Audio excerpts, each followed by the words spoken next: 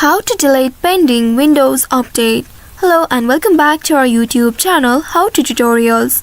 In today's video, I'm going to show you how you can delete pending Windows update. To do so, first of all, you will need to press Windows plus R key and then in this pop-up box at the bottom right, type in services.msc. Once you have entered this keyword, press the enter button and then you will be able to see this pop-up on your screen. Here you will need to scroll down and find Windows Update. Once you find the Windows Update option, you will need to right click on it and select stop from this drop down menu. Now wait for a while. After doing that, now open your File Explorer application and then navigate to your C drive. Here tap on this Windows option and from here select Software Distribution. Once you find the option, click on it to open it. Under it, you will be able to locate Download option. Click on Download and now you will need to select all of these files. Press on Ctrl plus A and after selecting them, click on this dustbin icon right here to delete them. Once the delete is complete, now you will need to go back to the Services Windows